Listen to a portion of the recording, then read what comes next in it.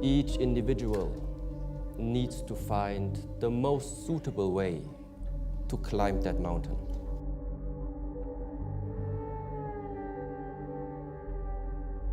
But secondly, there is information possible to be shared with words.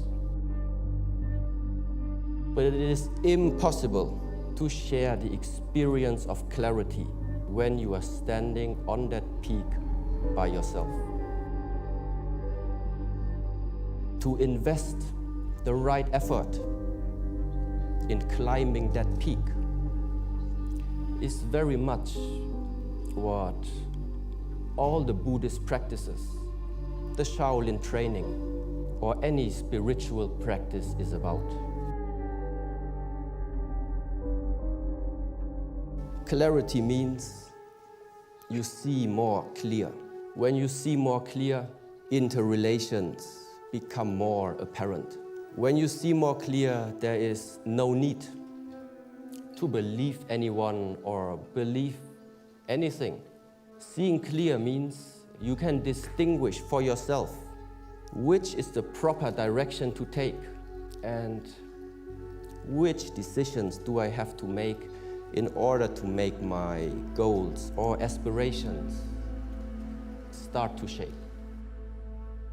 Now at today's talk, you will have the chance to become inspired by quite a lot of different travelers.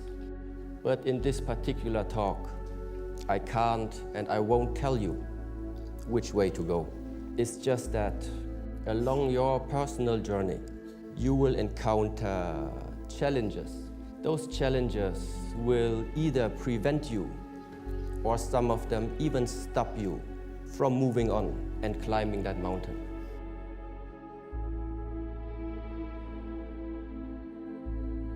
In the Shaolin Temple, we refer to them as the 5 hindrances. The 5 hindrances are describing different states of the mind. In those states of the mind, it becomes very hard to see clearly and therefore engage in the right decisions. The first hindrance is called sensual desire.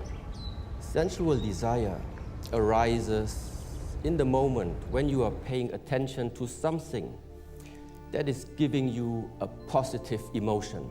This positive emotion can originate from 5 gates of your body: seeing, hearing, smelling, tasting, or feeling.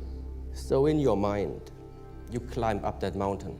After 1 mile of walking, you discover a beautiful restaurant surrounded by beautiful people.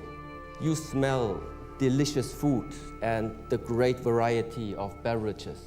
When you follow that temptation, you have already lost your track. When this temptation becomes so strong that you don't want to leave that place anymore, then the sensual desire has turned into an obsession. In both cases, remaining at that place means you can't get clarity. The second hindrance, ill will, describes a state of the mind that arises from negative emotions. In that state of the mind, you have an aversion, a rejection, or simply a dislike against either an object, a situation, or can be even a person. You are climbing the mountain and it starts to rain, but you don't like rain. You discover the roads are bumpy, but you don't like bumpy roads. In order to cross the river, you need to swim, but you don't like swimming. Whatever it is that you dislike, it won't make it a pleasant journey unless you learn to let go of this ill will. It's more likely even that you won't continue that journey. The third hindrance, originally translated as sloth and torpor. Sloth means it's the heaviness of the body. Torpor means it's the dullness of the mind. It is characterized by sleepiness, non-motivation, lack of energy, and oftentimes can manifest itself in a state of depression. Now, a simile used in Buddhism describes it as imprisonment.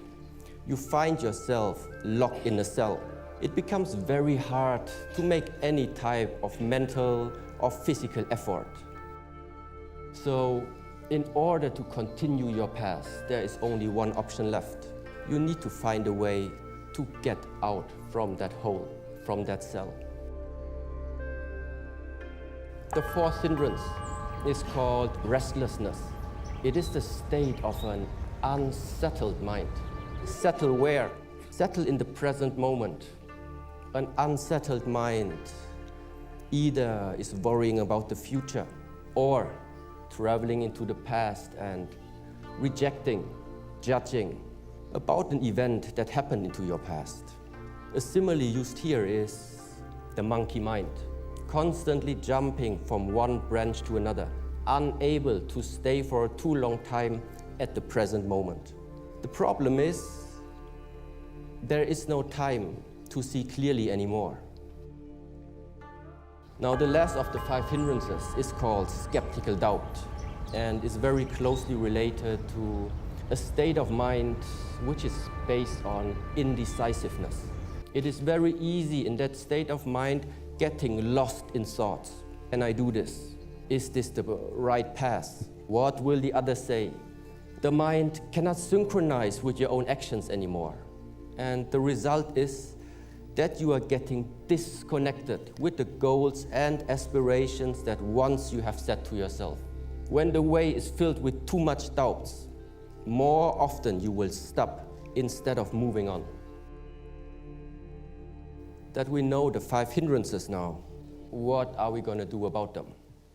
You need to align and structure your life in such a way to prevent those hindrances from arising. If you are not successful, you need to use techniques in order to remove them.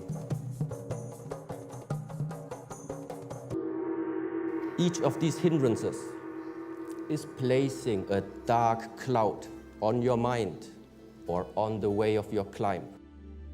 Simply remember one thing, just let it rain. This is a 4-step method to help you removing those hindrances. The first step is recognize in what state of the mind you are finding yourself in. Afterwards, learn to accept, acknowledge, and allow the situation or a person to be the way how it is, to be the way how they are. Investigate your emotional and mental state and ask questions. Why did it come up? What is going to be the consequence if I remain in that state? And ultimately, non-identification means it is the practice. I am not the body. I am not the mind. I am not my emotion. It's just that I can see all these 3 aspects about me. All of our lifetimes, all of our lives are too unique to copy the past from someone else. To bring meaning to your life, to bring value into your life, you need to learn and master yourself. And don't let the hindrances stop you. If any of you chooses to climb that path to clarity, I will be very happy to meet you at the peak.